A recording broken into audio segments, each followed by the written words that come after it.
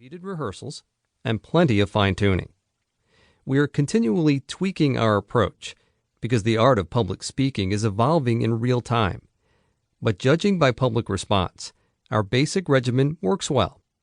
Since we began putting TED Talks online in 2006, they've been viewed more than 1 billion times. On the basis of this experience, I'm convinced that giving a good talk is highly coachable. In a matter of hours, a speaker's content and delivery can be transformed from muddled to mesmerizing. And while my team's experience has focused on TED's 18 minutes or shorter format, the lessons we've learned are surely useful to other presenters. Whether it's a CEO doing an IPO roadshow, a brand manager unveiling a new product, or a startup pitching to VCs. Frame your story. There's no way you can give a good talk unless you have something worth talking about. Conceptualizing and framing what you want to say is the most vital part of preparation. We all know that humans are wired to listen to stories, and metaphors abound for the narrative structures that work best to engage people. When I think about compelling presentations, I think about taking an audience on a journey. A successful talk is a little miracle. People see the world differently afterward. If you frame the talk as a journey, the biggest decisions are figuring out where to start and where to end. To find the right place to start, consider what people in the audience already know about your subject and how much they care about it. If you assume they have more knowledge or interest than they do, or if you start using jargon or get too technical, you'll lose them. The most engaging speakers do a superb job of very quickly introducing the topic, explaining why they care so deeply about it, and convincing the audience members that they should too. The biggest problem I see in first drafts of presentations is that they try to cover too much ground. You can't summarize an entire career in a single talk. If you try to cram in everything you know, you won't have time to include key details, and your talk will disappear into abstract language that may make sense if your listeners are familiar with the subject matter, but will be completely opaque if they're new to it. You need specific examples to flesh out your ideas. So limit the scope of your talk to that which can be explained and brought to life with examples in the available time.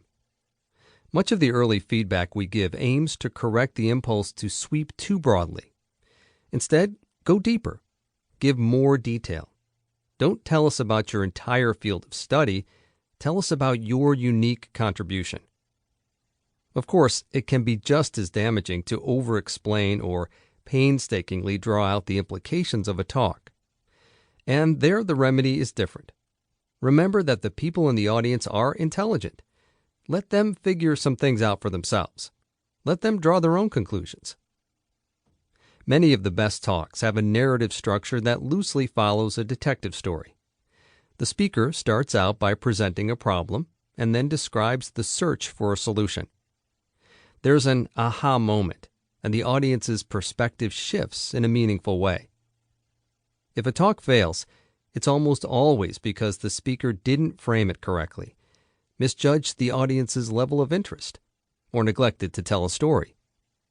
Even if the topic is important, random pontification without narrative is always deeply unsatisfying. There's no progression, and you don't feel that you're learning. I was at an energy conference recently where two people, a city mayor and a former governor, gave back-to-back talks. The mayor's talk was essentially a list of impressive projects his city had undertaken. It came off as boasting, like a report card or an advertisement for his re-election. It quickly got boring. When the governor spoke, she didn't list achievements. Instead, she shared an idea. Yes, she recounted anecdotes from her time in office, but the idea was central, and the stories explanatory or illustrative, and also funny. It was so much more interesting. The mayor's underlying point seemed to be how great he was, while the governor's message was, here's a compelling idea that would benefit us all. As a general rule, people are not very interested in talks about organizations or institutions, unless they're members of them. Ideas and stories fascinate us.